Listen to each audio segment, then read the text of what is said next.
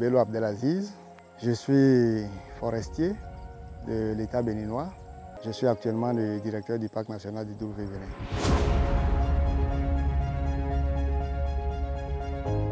Je suis né à Nati Tengou aux environs des années 1980 dans une famille de chasseurs.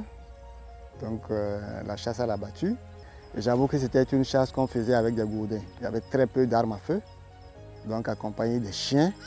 L'autre élément, c'était une chasse à laquelle on n'allait vraiment pas plaisir, d'aller nous amuser dans la brousse. Ce n'était pas effectivement parce qu'on recherchait de la viande, non.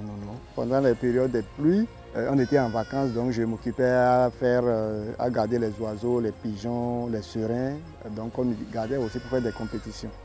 Donc j'avais déjà une ouverture à aimer la faune, la brousse et les animaux. Pendant ce temps aussi, j'avais eu la chance d'avoir, juste à côté de ma maison, quelqu'un que je pouvais appeler un grand-parent, qui était à l'époque directeur de l'hôtel Pendiari et en même temps de l'hôtel Tatasomba, et qui allait de temps en temps à la Pendiari. J'étais son ami et c'est lui qui, pour la première fois, m'a amené à la Pendiari. Je crois que je devais être aussi au cours primaire.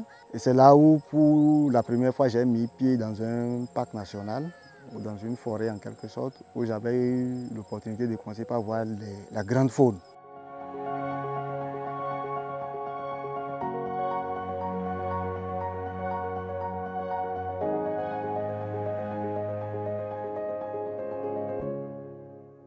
J'avais pour ambition de devenir chirurgien, parce que j'avais aussi la facilité de fabriquer les choses à la main.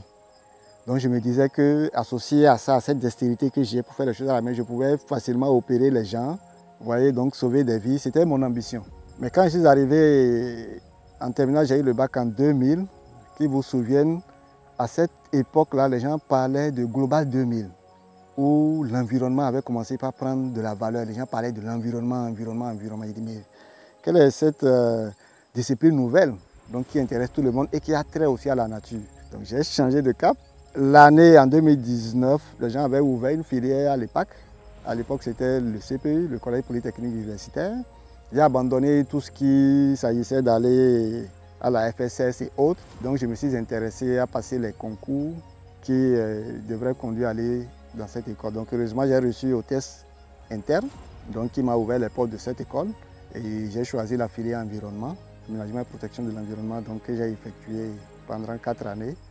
Et je suis sorti de là avec un diplôme d'ingénieur des travaux en aménagement et protection de l'environnement. Spécialité faune. Donc après la formation d'officier, j'ai été affecté à l'Office national du bois où j'ai fait la première dizaine de ma carrière dans la sylviculture, du teck principalement et des plantations de mélina, aussi avec une petite ouverture à l'aménagement des forêts naturelles dégradées. Après cette aventure, je me suis retrouvé dans les parcs nationaux. Donc depuis bientôt 2018, où je suis actuellement.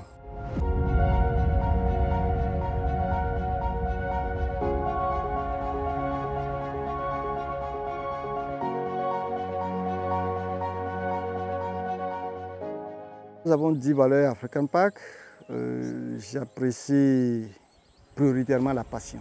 Travailler pour conserver la nature, conserver la faune, il faut vraiment avoir de la passion. Quand on est un bon conservateur, c'est qu'on se sacrifie pour la nature. On se sacrifie, on abandonne tous les autres plaisirs. Et vous vivrez dans des milieux isolés, enfermés, vous êtes dans la brousse, vous êtes avec les animaux, vous êtes avec la forêt. Et donc ce n'est pas souvent facile de vivre cet isolement-là, si vous n'aimez pas la nature.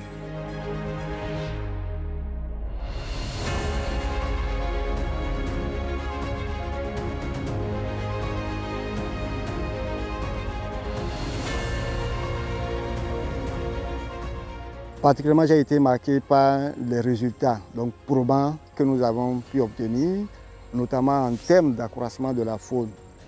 Nous avons également pu apporter donc, aux communautés un certain nombre d'appuis, notamment en termes de mise en place de certains besoins donc élémentaires, surtout notamment les points d'eau, l'accompagnement de l'éducation, l'accompagnement au développement des activités économiques.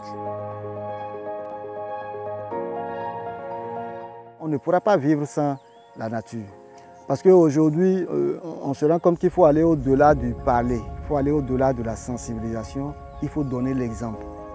À tous ceux qui n'y croient pas, il faut qu'ils comprennent cela, il faut qu'ils comprennent aussi que ces ressources, aussi bien fauniques que floristiques, nous sont indispensables.